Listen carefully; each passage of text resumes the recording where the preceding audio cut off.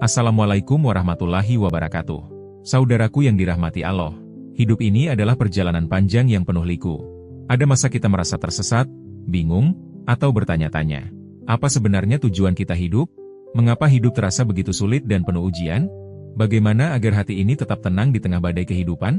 Sejak awal penciptaan, manusia selalu mencari petunjuk, cahaya yang bisa menuntun langkah-langkahnya. Dan sesungguhnya, Islam telah memberi cahaya itu, melalui Al-Quran, hadis, dan para ulama, yang mengabdikan hidupnya untuk memahami dan menyampaikan kebenaran. Nasihat mereka bukan sekadar kalimat-kalimat indah. Itu adalah buah dari pengalaman panjang, hasil renungan mendalam, dan ilmu yang mereka gali sepanjang hayat.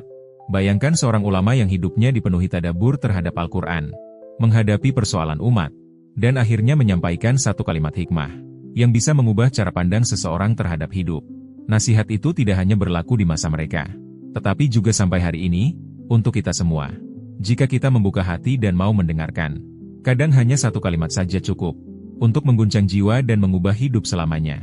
Hari ini, mari kita renungi mutiara-mutiara hikmah dari para ulama besar. Ini bukan sekadar kutipan, tetapi bisa menjadi cahaya yang menuntun langkah, menguatkan iman, dan menenangkan hati. Dengarkan dengan hati yang jernih, karena bisa jadi, hari ini, ada satu nasihat yang Allah takdirkan untuk menyentuh hati kita. Nasihat pertama, Imam Al-Ghazali tentang kebahagiaan hati. Imam Al-Ghazali, seorang tokoh besar yang dijuluki Hujjatul Islam, pernah menyampaikan nasihat yang sangat dalam. Carilah hatimu di 3 tempat, saat membaca Al-Quran, saat melaksanakan salat, dan saat mengingat kematian. Jika engkau tidak menemukannya di sana, maka mintalah kepada Allah, karena bisa jadi hatimu telah mati. Bukan sekadar ungkapan puitis. Ini adalah panggilan hati. Berapa sering kita merasa kosong, gelisah. Meskipun sudah memiliki segalanya di dunia, kita mencari bahagia lewat harta, pekerjaan, bahkan relasi. Namun tetap ada ruang kosong yang tak terisi. Imam Al-Ghazali mengingatkan kita, jika hati tak hidup, tak peduli seberapa banyak dunia yang kita genggam, kita tetap akan merasa hampa. Coba periksa 3 hal. Pertama, saat membaca Al-Quran, adakah hati kita tersentuh oleh firman Allah? Atau justru kita membacanya tanpa rasa, hanya sekadar kewajiban? Kedua, saat salat, apakah kita benar-benar merasa dekat dengan Allah? Atau salat hanyalah rutinitas harian tanpa makna spiritual? Dan ketiga, saat mengingat kematian, apakah hati kita tergerak? Atau kita terlalu sibuk dengan dunia, hingga lupa bahwa hidup ini sementara? Jika dalam 3 tempat ini kita tak menemukan kehidupan hati, maka mohonlah kepada Allah, karena hanya Dia yang bisa menghidupkan hati yang mati. Nasihat kedua, Ibn Qayyim tentang doa dan kesabaran dalam ujian. Ibn Qayyim Al-Jauziyah, ulama besar dengan kedalaman ilmu hati dan ruhani, pernah berkata, jangan pernah berprasangka bahwa doamu sia-sia. Allah akan mengabulkannya dengan cara terbaik, di waktu yang paling tepat. Betapa sering kita merasa lelah menunggu doa terkabul. Kita berdoa dengan harap, namun yang kita pinta tak kunjung datang. Padahal Allah memiliki 3 cara dalam mengabulkan doa. Pertama, langsung dikabulkan, karena memang baik dan tepat waktunya. Kedua, ditunda, karena waktunya belum datang. Dan ketiga, diganti dengan sesuatu yang lebih baik, meskipun kita tidak menyadarinya. Doa juga punya kekuatan yang sering tak terlihat. Ia bisa menjadi penghalang musibah, penenang hati, penghapus dosa, atau bahkan pahala abadi yang disimpan di akhirat. Ada kisah tentang seorang hamba yang terus berdoa sepanjang hidupnya, namun doanya tak pernah terkabul di dunia. Ketika ia wafat dan bertemu Allah, ia melihat pahala yang luar biasa besar. Ia bertanya, "Ya Allah, pahala ini dari amal apa?" Allah menjawab, "Itu dari doa-doamu yang tidak aku kabulkan di dunia, tetapi aku simpan sebagai pahala untukmu di akhirat." Hamba itu pun berkata, "Kalau aku tahu seperti ini, aku akan memilih agar semua doaku tidak dikabulkan di dunia." Saudaraku, begitulah kasih sayang Allah. Dia tidak pernah menyia-nyiakan doa. Yang perlu kita lakukan adalah terus berdoa, bersabar, dan yakin bahwa jawabannya selalu yang terbaik. Apa yang kita anggap sebagai keterlambatan, mungkin adalah bentuk kasih sayang Allah. Apa yang terlihat seperti penolakan, bisa jadi adalah perlindungan dari sesuatu yang buruk. Saat doa-doa kita belum terjawab, bukan berarti Allah diam. Mungkin Allah sedang menguji seberapa kuat kita bertahan dalam keyakinan. Mungkin pula Dia ingin kita lebih dekat dengannya. Atau bisa jadi, Dia sedang mempersiapkan sesuatu yang jauh lebih baik dari yang kita minta. Sebagai seorang Muslim, tugas kita tak hanya berdoa, tapi juga husnudzan, berprasangka baik kepada Allah. Yakinlah, setiap doa sudah Allah dengar. Dan jika belum terkabul, pasti ada hikmah di baliknya. Nasihat ketiga, ilmu dan keikhlasan Imam Syafi'i. Imam Syafi'i berkata, ilmu itu cahaya, dan cahaya Allah tidak diberikan kepada hati yang penuh maksiat. Ilmu bukan sekadar banyaknya informasi, tapi cahaya yang menuntun menuju kebenaran. Mengapa ada yang banyak belajar namun tak berubah perilakunya? Mengapa ada yang hafal Al-Quran tapi masih buruk akhlaknya? Karena hati yang kotor tak bisa menerima cahaya ilmu. Mungkin kita merasa sulit memahami atau mengingat ilmu, bukan karena kurang cerdas, tapi karena hati belum bersih. Maka sebelum mencari ilmu, bersihkan hati dulu.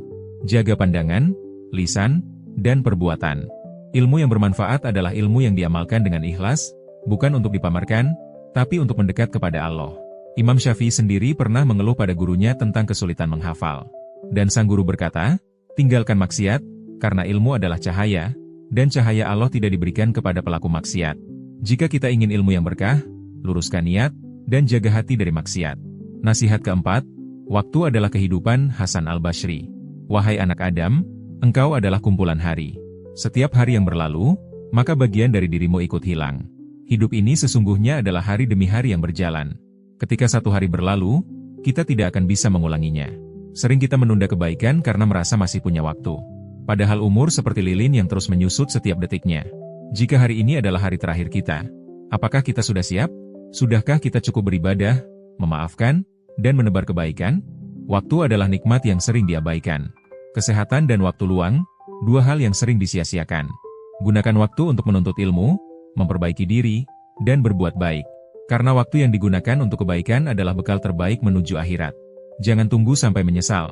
Manfaatkan waktu sebaik mungkin. Nasihat kelima, bahaya cinta dunia. Sufyan Ats Tsauri. Sufyan Ats Tsauri berkata, cinta dunia adalah sumber dari segala kesalahan. Jika ingin selamat, kurangi keterikatan pada dunia. Islam tidak melarang kita memiliki harta atau menikmati dunia, selama halal. Namun ketika hati terlalu melekat pada dunia, kita mulai melupakan akhirat. Cinta dunia bisa membuat kita lalai, bahkan sampai menghalalkan segala cara. Rasulullah bersabda, jika anak Adam punya 2 lembah emas, ia pasti menginginkan lembah yang ketiga. Dunia tak akan pernah cukup. Tapi jika dunia hanya di tangan, bukan di hati, kita bisa hidup seimbang. Kuncinya adalah sadar bahwa dunia ini hanya sementara. Miliki dunia, tapi jangan biarkan dunia memiliki hati kita. Nasihat ke-6. Kejujuran dan keteguhan. Umar bin Khattab. Umar bin Khattab pernah berkata, orang yang paling aku sukai adalah yang menunjukkan kesalahanku. Di zaman ini, banyak orang lebih suka dipuji daripada dikritik. Tapi Umar mengajarkan bahwa kritik yang tulus adalah tanda kepedulian. Ia bahkan meminta rakyatnya untuk meluruskannya jika ia menyimpang. Inilah jiwa pemimpin sejati, terbuka pada koreksi demi kebaikan. Mari kita belajar rendah hati seperti beliau. Belajar menerima masukan dengan lapang dada. Dan jika melihat saudara kita dalam kesalahan, ingatkan dengan cara yang baik. Karena nasihat yang tulus bisa menjadi jalan kembali pada kebenaran. Kehidupan adalah perjalanan menuju Allah. Hanya amal yang akan menemani kita kelak. Nasihat para ulama ini adalah cahaya penuntun. Mari kita renungkan, amalkan, dan bagikan. Jika ada satu kalimat yang menyentuh hati hari ini, jangan biarkan berhenti di diri kita. Sebarkan pada keluarga dan sahabat. Mungkin dari satu kalimat itu, ada hati yang tersentuh dan kembali kepada Allah. Teruslah belajar, terus perbaiki diri, dan jangan pernah berhenti mendekat kepada Allah. Semoga hidup kita diberkahi dan berakhir dengan husnul hatimah. Dukung terus channel ini dengan like, share, dan subscribe. Sampai jumpa di video berikutnya. Wassalamualaikum warahmatullahi wabarakatuh.